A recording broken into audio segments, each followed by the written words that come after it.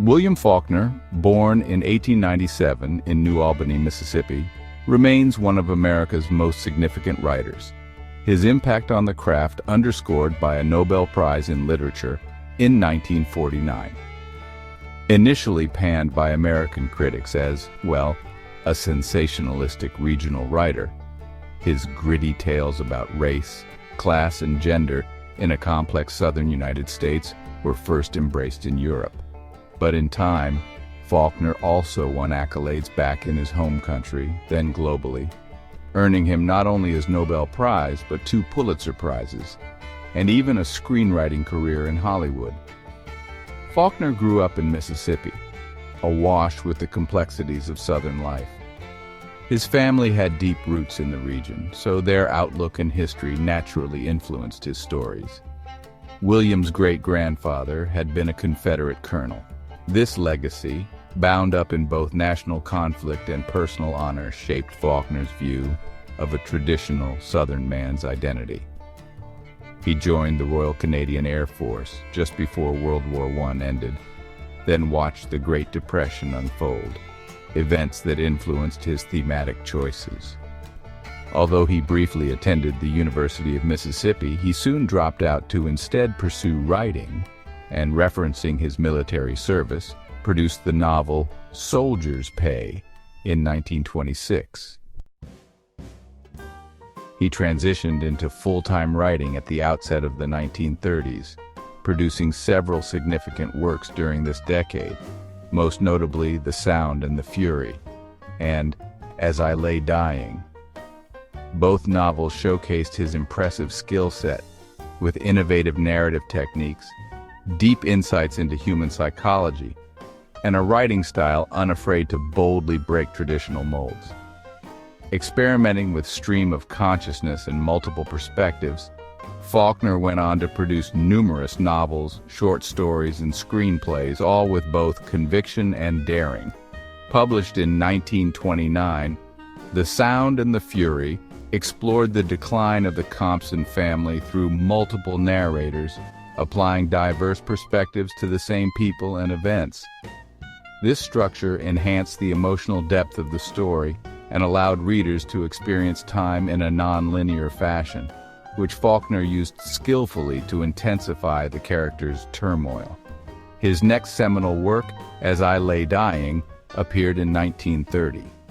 In this novel about the Bundren family's quest to bury their matriarch Addie, the author pushed boundaries even further. How? Faulkner employed 15 distinct narrators, each revealing their unique thoughts and emotions, showing the coexistence of both honorable and dishonorable ways in our natures. Published in 1932, Light in August took on the volatile themes of race and identity, as it followed Joe Christmas, a man of mixed heritage, and his struggles amid racial tensions. Alongside complex explorations that exposed societal injustices and individual identity crises, it was Faulkner's remarkable writing prowess itself that progressively set him apart. He ingeniously used stream of consciousness to capture his characters' thoughts on a level that created both intimacy with the reader and a powerful sense of, real-life immediacy.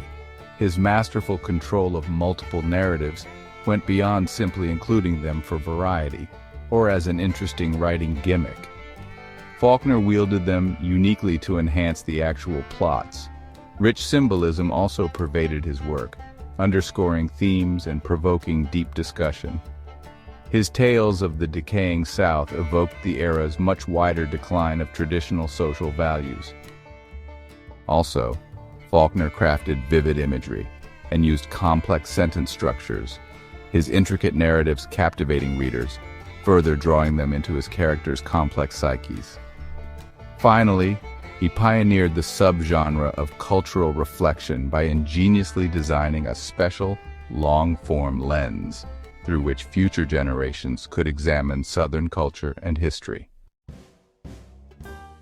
This lens Faulkner created was mythical Yoknapatawpha County, a microcosm capturing the origin, rise, and fall of the South.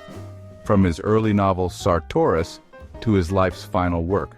On a scale similar to Balzac's Paris novels, it let Faulkner use fiction to chronicle the South, from its indigenous nations to its era of slavery, then through the Civil War to around halfway into the 20th century. But in all of his complex, vivid, layered works, this unique author was writing about more than just his beloved South. He was also tackling that march across time by mankind itself, with all its goodness, nobility, and romance, and its ignorance, violence, and exploitation. Faulkner shows the comic, tragic, pathetic, grotesque, funny, and the inspiringly heroic as also utterly intertwined. They can't be separated. What Aldous Huxley called the whole truth.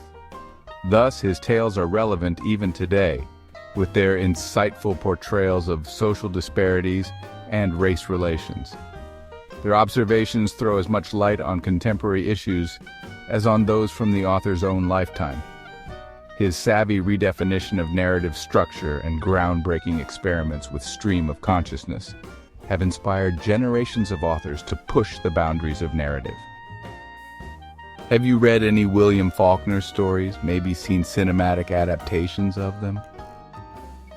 Please tell us in the comments section and share, like, and subscribe to help keep world literature alive.